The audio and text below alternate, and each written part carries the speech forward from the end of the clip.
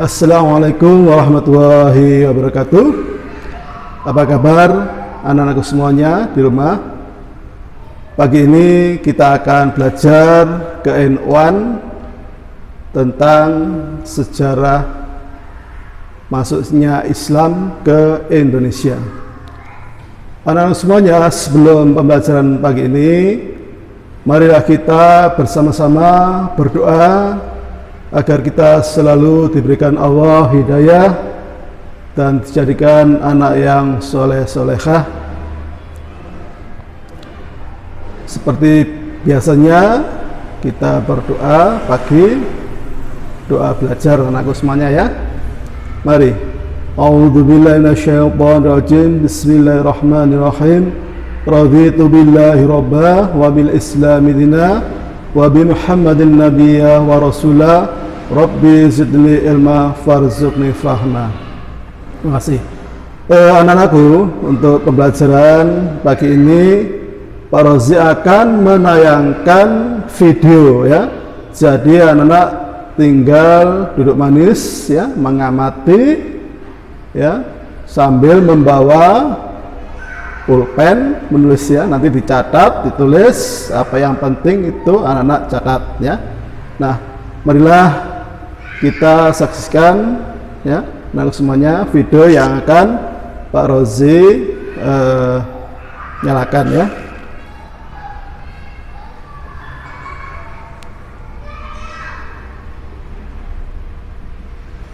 Nah, ini anak-anak mohon diamati dan dicatat apa yang penting. Silakan anak-anakku semuanya.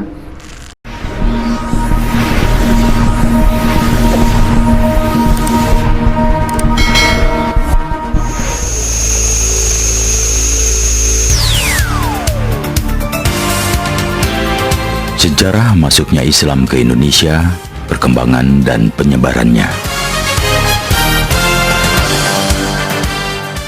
Indonesia adalah negara yang mayoritas penduduknya menganut agama Islam. Islam di Indonesia diyakini oleh sekitar 200 juta jiwa dari total jumlah penduduknya. Masuk dan perkembangannya agama Islam di Indonesia hingga bisa mencapai jumlah penganut yang begitu besar ternyata telah melalui sejarah yang sangat panjang. Sejarah masuknya Islam ke Indonesia melalui tahapan-tahapan yang cukup menarik untuk kita ketahui. Sejarah masuknya Islam ke Indonesia.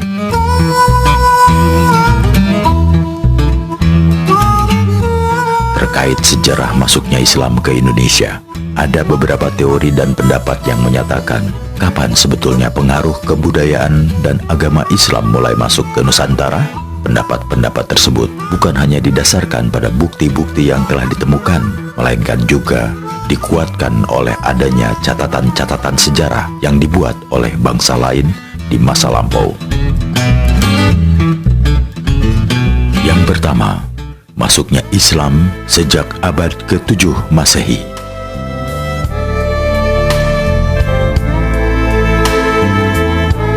Sebagian ahli sejarah menyebutkan jika sejarah masuknya Islam ke Indonesia sudah dimulai sejak abad ke-7 Masehi.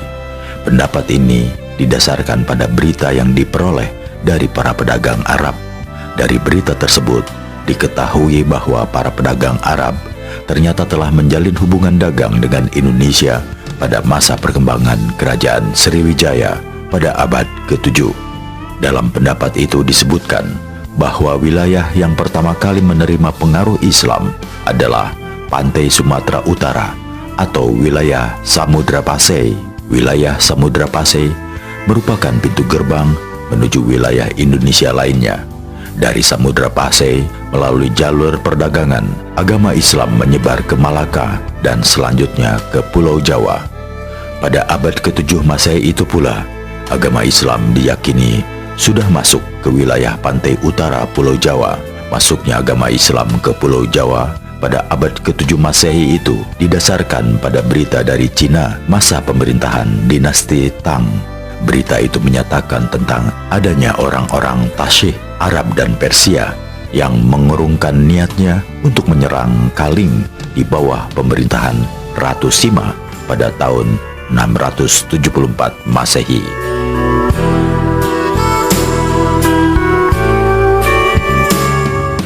Yang kedua, masuknya Islam sejak abad ke-11 Masehi.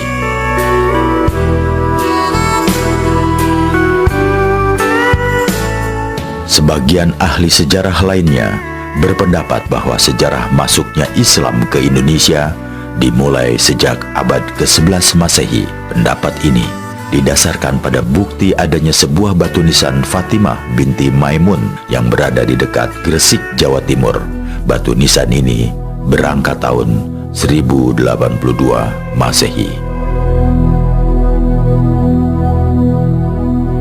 Yang ketiga, masuknya Islam sejak abad ke-13 Masehi. Beberapa ahli lain justru meyakini jika sejarah masuknya Islam ke Indonesia baru dimulai pada abad ke-13 Masehi. Pendapat ini didasarkan pada beberapa bukti yang lebih kuat, di antaranya dikaitkan dengan masa runtuhnya dinasti Abbasiyah di Baghdad 1258 Masehi. Berita dari Marco Polo 1292, batu nisan kubur Sultan Malik As-Saleh di Samudra Pasai 1297 Masehi, dan berita dari Ibnu Battuta 1345 Masehi. Pendapat-pendapat tersebut juga diperkuat dengan masa penyebaran ajaran tasawuf di Indonesia. Sejarah penyebaran Islam di Indonesia.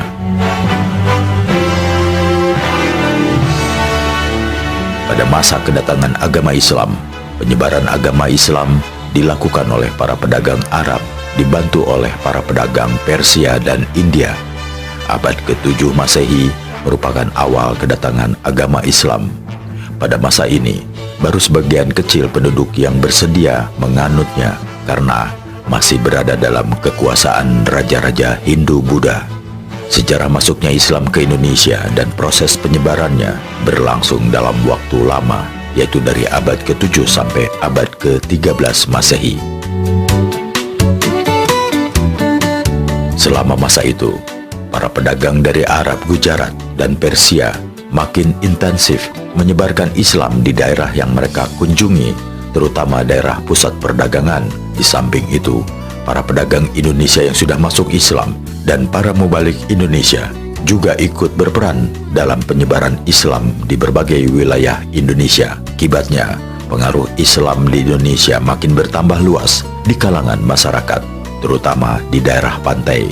Pada akhir abad ke-12 Masehi, kekuasaan politik dan ekonomi kerajaan Sriwijaya mulai merosot. Seiring dengan kemunduran pengaruh Sriwijaya, para pedagang Islam beserta para mubaliknya kian giat melakukan peran politik, misalnya saat mendukung daerah pantai yang ingin melepaskan diri dari kekuasaan Sriwijaya. Menjelang berakhirnya abad ke-13, sekitar tahun 1285, berdiri kerajaan bercorak Islam yang bernama Samudra Pasai. Malaka yang merupakan pusat perdagangan penting dan juga pusat penyebaran Islam berkembang pula menjadi kerajaan baru dengan nama Kesultanan Malaka. Pada awal abad ke-15, kerajaan Majapahit mengalami kemerosotan. Bahkan pada tahun 1478 mengalami keruntuhan. Banyak daerah yang berusaha melepaskan diri dari kerajaan Majapahit. Dan pada tahun 1500, Demak berdiri sebagai kerajaan Islam pertama di Jawa. Berkembangnya kerajaan Demak sebagai kerajaan Islam ini kemudian disusul berdirinya Kesultanan Banten dan Kesultanan Cirebon. Di luar Jawa juga banyak berkembang kerajaan yang bercorak Islam seperti Kesultanan Ternate, Kesultanan Goa, dan Kesultanan Banjar. Melalui kerajaan-kerajaan bercorak Islam itulah agama Islam makin berkembang pesat dan tersebar di berbagai wilayah Indonesia. Agama Islam tidak hanya dianut oleh penduduk di daerah pantai saja, tetapi sudah menyebar ke daerah-daerah pedalaman. Saluran penyebaran agama Islam di Indonesia. Proses dan berkembangnya agama Islam di Indonesia berlangsung secara bertahap dan dilakukan secara damai melalui beberapa saluran. Yang pertama, saluran perdagangan proses penyebaran agama Islam dilakukan oleh para pedagang Muslim yang menetap di kota-kota pelabuhan untuk membentuk perkampungan Muslim. Misalnya, Pekojan. Saluran ini merupakan saluran yang dipilih sejak awal sejarah masuknya Islam ke Indonesia. Yang kedua, saluran perkawinan. Proses penyebaran agama Islam dilakukan dengan cara seseorang yang telah menganut Islam menikah dengan seorang yang belum menganut Islam, sehingga akhirnya pasangannya itu ikut menganut Islam. Yang ketiga, saluran dakwah. Proses penyebaran Islam yang dilakukan dengan cara memberikan penerangan tentang agama Islam seperti yang dilakukan oleh Wali Songo dan para ulama lainnya. Yang keempat, saluran pendidikan. Proses ini dilakukan dengan pendirian pesantren untuk memperdalam ajaran-ajaran Islam yang kemudian menyebarkannya. Yang kelima, saluran seni budaya. Proses penyebaran Islam menggunakan media-media seni budaya seperti pergelaran wayang kulit yang dilakukan oleh Sunan Kalijaga, upacara sekaten, dan seni sastra. Yang keenam, proses tasawuf. Penyebaran Islam dilakukan dengan menyesuaikan pola pikir masyarakat yang masih berorientasi pada ajaran agama Hindu dan Buddha.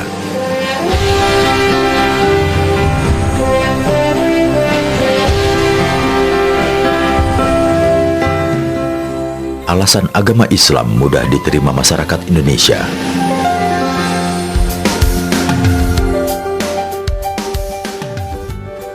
Proses penyebaran Islam Indonesia berjalan dengan cepat karena didukung faktor-faktor. Yang pertama, syarat masuk Islam sangat mudah karena seseorang dianggap telah masuk Islam jika ia telah mengucapkan kalimat syahadat. Yang kedua, pelaksanaan ibadah sederhana dan biayanya murah. Yang ketiga, agama Islam tidak mengenal pembagian kasta sehingga banyak kelompok masyarakat yang masuk Islam karena ingin memperoleh derajat yang sama. Yang keempat, aturan-aturan dalam Islam bersifat fleksibel dan tidak memaksa. Yang kelima, agama Islam yang masuk dari Gujarat, India mendapat pengaruh Hindu dan tasawuf sehingga mudah dipahami. Yang keenam, penyebaran agama Islam di Indonesia dilakukan secara damai tanpa kekerasan dan disesuaikan dengan kondisi sosial budaya yang ada. Ketujuh, runtuhnya kerajaan Majapahit pada akhir abad ke-15 yang memudahkan penyebaran Islam tanpa ada pembatasan dari otoritas kerajaan Hindu-Buddha.